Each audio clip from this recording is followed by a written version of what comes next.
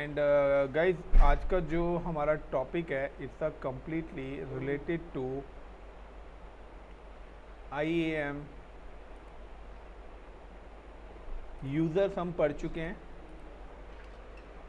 IAM users क्या होते हैं ये ऑलरेडी हम कवर कर चुके हैं। एंड IAM पॉलिसीज़ क्या होती है वो भी हम क्या करें पढ़ चुके हैं। Now today I am introduce IAM group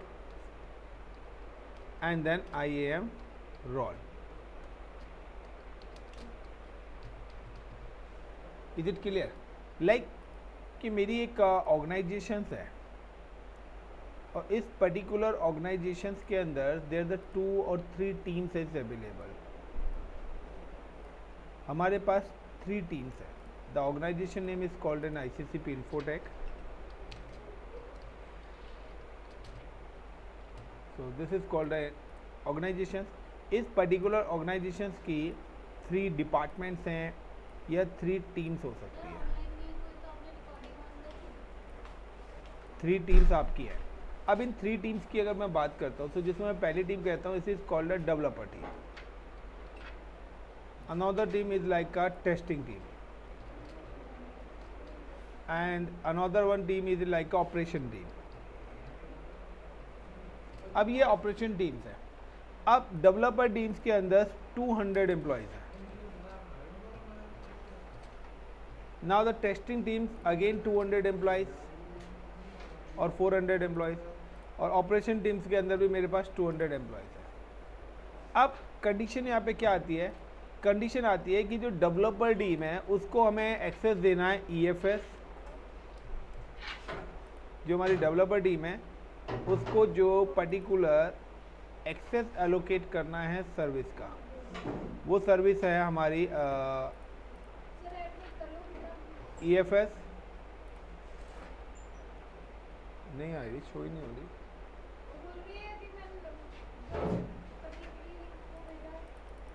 EFS तो उनको बोलो सर ने दोबारा से लिंक भेजा, वो लिंक ज्वाइन करो।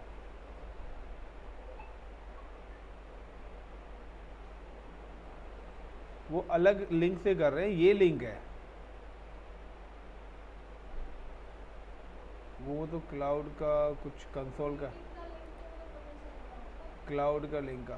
सो नाउ गाइस लिंक मिल गया ना आपको? सो सिंपल सा है यहाँ पर कि अब EFS का मुझे एक्सेस देना है डेवलपर को, S3 का एक्सेस मुझे डेवलपर्स को देना है क्योंकि डेवलपर्स को मैंने सिस्टम दिया हुआ है, उनके पास लैपटॉप है। तो मैं कहता हूँ आपको कोड लिखना है और कोड कहाँ पर सेव करना है, आपको स्टोरेज के अंदर सेव करना है और RDS का एक्सेस दे रखा है। तो इन 3 चीज़ का रिलेटेड चीज़ों का एक्सेस मैंने किसको दिया है? डेवलपर टीम को। टेस्टिंग टीम को like I am just give the EC2 S3। Operation team like का फुल एक्सेस किस चीज़ का? S3 का फुल एक्सेस दे रखा है, EC2 का फुल एक्सेस दिया हुआ है, रूट 53 का फुल एक्सेस दिया हुआ है। सो इस तरीके से 3 डिफरेंट पैरामीटर्स है और हर ब्रांच में क्या है, अलग अलग रिसोर्सेज अवेलेबल्स हैं। हर ब्रांच में अलग अलग किसमें एम्प्लॉय 200 एम्प्लॉयज़ हैं।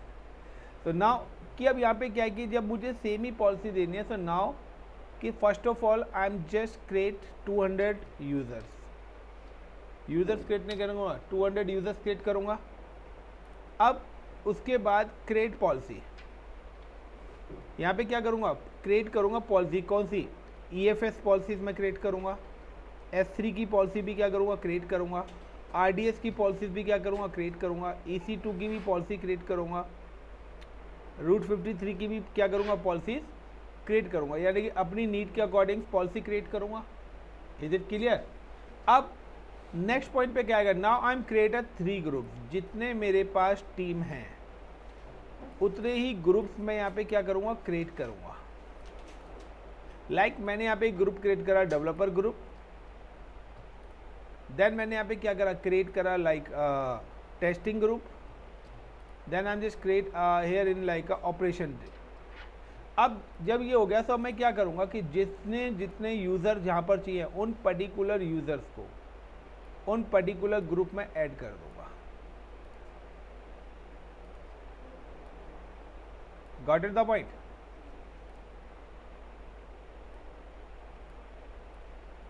उस हिसाब से मैं क्या करूँगा, यहाँ पर अपनी नीड के अकॉर्डिंग, अपनी रिक्वायरमेंट्स के अकॉर्डिंग हर ग्रुप के अंदर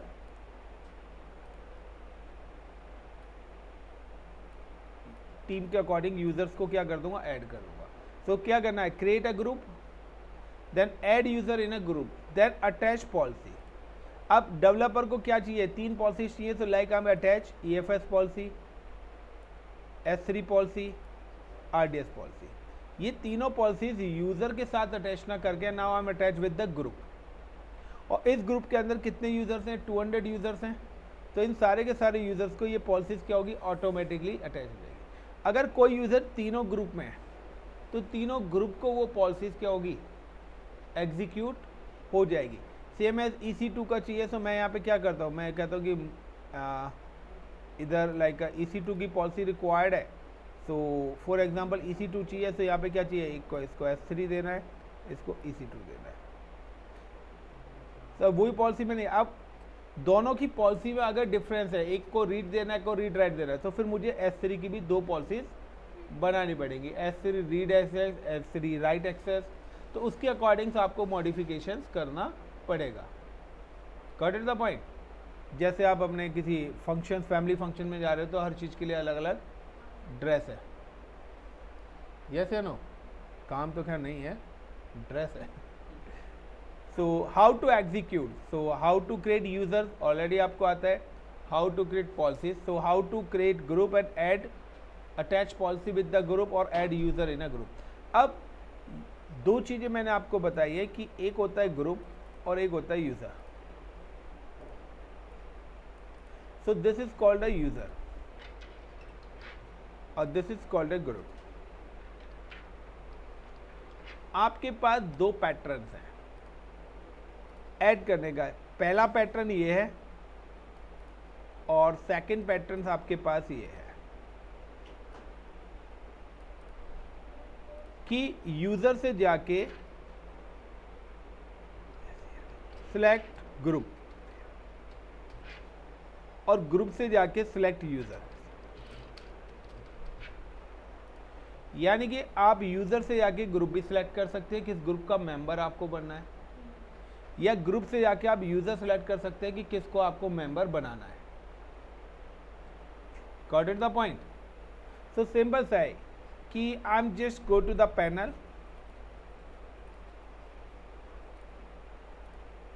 and inside this panel I am just go to the IAM role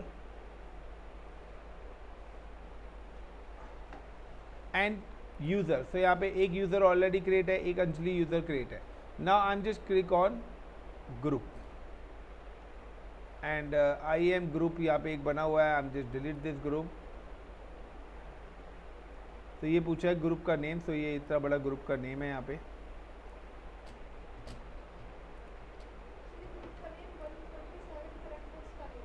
नहीं, छोटा भी होता है। लाइक मैंने यहाँ पे ग्रुप का नाम दे दिया EC2 फुल एक्सेस, या मैं दे दिया developer team G1 group 1 and कुछ भी नहीं दे रहा, ना मैं कोई पॉलिसी अटैच कर रहा, ना कुछ, डायरेक्टली क्रिएट यू। दूसरा group like I am just give the operation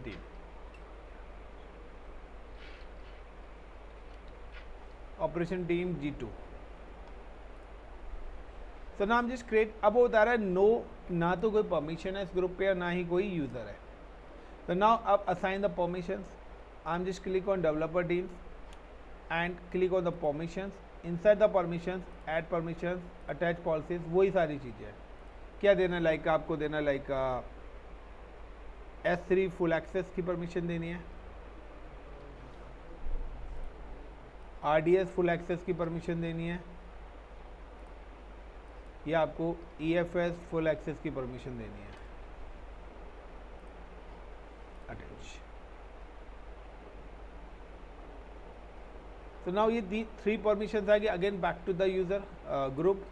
So now you can see the permission is defined it. Again मुझे अब ऑपरेशन टीम को देना है, so now just click then again permissions, add permissions, now click like मैं देता हूँ admin access दे देता हूँ, सिंपल सा attach. So how to create user, how to attach policy, बहुत आसान है। IAM रोल सबसे आसान है, मैं आपको बता देता हूँ। IAM रोल्स की लैब सबसे ज़्यादा आसान है। आप जितनी भी ज़्यादा काम करना चाहते हो तो पहले आप IAM रोल क्रिएट करो, देन अपनी पॉलिसीज क्रिएट करो, देन अपना लोड बैलेंसर ऑटो स्केलिंग बनाओ।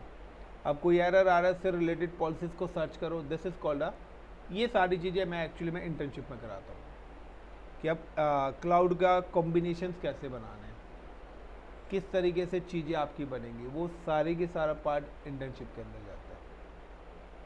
तो वो जो 5-6 महीने की इंटर्नशिप चलती है ना, इसी टाइप से चीज़ें मिलती हैं कि अब आपने क्लाउड तो पढ़ लिया, लेकिन अब क्लाउड पे काम कैसे करना है।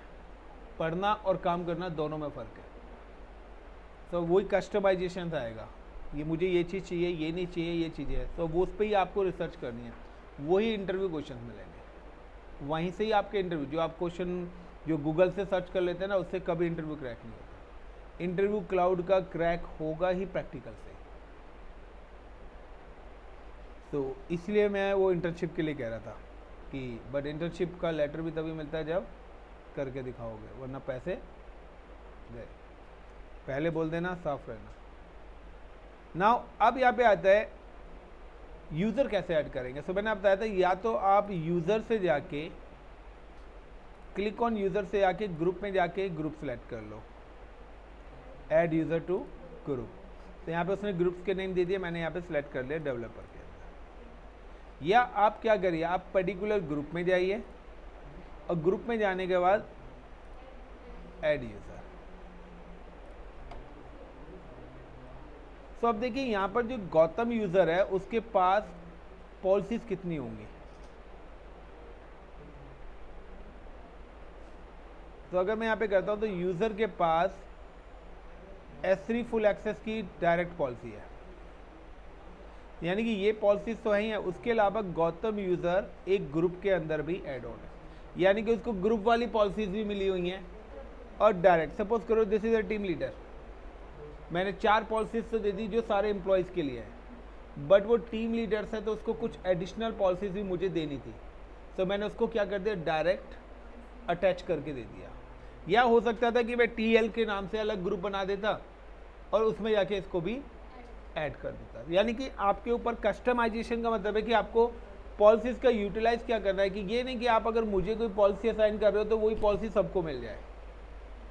तो 2 ऑप्शन हैं, या तो आप वाया ग्रुप दे या वाया डायरेक्ट दे, सिंपल सा है। यानी कि अगर मुझे किसी को मैसेज भेजना है तो या तो मैं क्या करूँगा, उसको पर्सनली डायरेक्ट उसके व्हाट्सएप पे मैसेज कर दूंगा, लेकिन अगर मुझे 100 लोगों को देना है तो मैं क्या करूँगा, एक व्हाट्सएप ग्रुप के अंदर मैसेज करूँगा। वही कॉन्सेप्ट यहाँ पर क्या हो रहा है, एप्लीकेबल हो रहा है हमारा। नाउ कि इसके बाद आपको लॉगिन करना है और लॉगिन करने के बाद करना है। बट गाइज, जब भी हम GUI एक्सेस करते हैं अपने यूज़र्स का, जब भी हम अपना GUI एक्सेस करते हैं तो GUI एक्सेस इज़ अनसिक्योर। तो इस पर हम अपना MFA लगाते हैं, मल्टी फैक्टर ऑथेंटिकेशन। MFA वो कहते हैं आपका कोई भी एक्सटर्नल ड्राइव हो सकता है, वो आपका लैपटॉप भी हो सकता है, यानी कि आपका लैपटॉप बायोमेट्रिक्स है, थंबप्रिंट्स है उसके अंदर, तो वो आपके लैपटॉप्स को भी कर लेगा कि आपके लैपटॉप में क्या है कि वो उसका पिन उसके साथ मैप कर देगा कि अब क्या है, जब भी आप अकाउंट लॉगिन करेंगे तो पहले वो आपसे उसका लैपटॉप का पिन पूछेगा, देन उसका ऑथेंटिकेशन पूछेगा, या बाद में। यहाँ पर भी सेम कॉन्सेप्ट है, बट यहाँ पर क्या है कि आप अपने मोबाइल फ़ोन को भी क्या कर सकते हो, अटैच कर सकते हो। अगर आप किसी भी यूज़र को, मल्टी फैक्टर ऑथेंटिकेशन का मतलब है कि अगर मेरे पासवर्ड्स भी किसी को पता लग जाए तो भी कोई मेरे अकाउंट को लॉगिन ना कर सके। एग्जाम्पल, आपका नेट बैंकिंग कि नेट बैंकिंग ट्रांजेक्शन सारी चीज़ हो रही है, लेकिन लास्ट में एक OTP आता है, जब तक वो OTP शेयर नहीं होगा आपके ट्रांजेक्शन सक्सेसफुल नहीं होगी। इसी तरीके से यहाँ पर भी मैंने एक वो OTP वाला कॉन्सेप्ट डाल दिया है कि एक बायोमेट्रिक डिवाइस है, जब तक उस डिवाइस से कोड जनरेट नहीं होगा, और वो कोड हर 30 सेकेंड में क्या होता है, चेंज होता है। क्लियर। सो आप अपने पर्टिकुलर यूज़र पे अपने अकाउंट को प्रोटेक्ट करने के लिए MFA इम्प्लीमेंट कर सकते हैं, जैसा कि ऑलरेडी मैंने अंजलि के अकाउंट पे करा रखा है। ठीक है। सो लाइक अब आपको MFA ऐड करना है या MFA रिमूव करना है, तो उसके लिए आपको सबसे पहले क्या करना पड़ेगा, अगर लैपटॉप्स है तो आपके लैपटॉप्स ऐड ऑन नहीं हो रहे हैं, अदरवाइज आपको क्या करना है, now you can go to the Google, आपको पर्टिकुलर गूगल पे जाना है एंड गूगल पे जाने के बाद आपको सर्च करना है गूगल ऑथेंटिकेटर। तो गूगल ऑथेंटिकेटर एक ऐप है। तो गूगल ऑथेंटिकेटर का सिंबल कहाँ है, ये रहा, ये इस टाइप्स का आइकन आएगा आपके प्ले स्टोर के अंदर, गॉट इट, इस टाइप्स का आइकन बना आएगा, this is called a Google authenticator app. आपको ये ऐप अपने मोबाइल फ़ोन पर क्या करना है, इंस्टॉल करना है। इंस्टॉल करने के बाद आपको क्या करना है, लाइक आपको जिस भी यूज़र में मल्टी फैक्टर देना है, सपोज करो I am available in Gautam user, अब मल्टी फैक्टर देना है, आई am just click on the security condition. यहीं से जाके आप पासवर्ड सेट करते हो, यहीं पे जाके आप क्या करते हो, एक्सेस की और सीक्रेट की जनरेट करते हो। नाउ यहाँ पे आ रहा है मल्टी फैक्टर ऑथेंटिकेशन।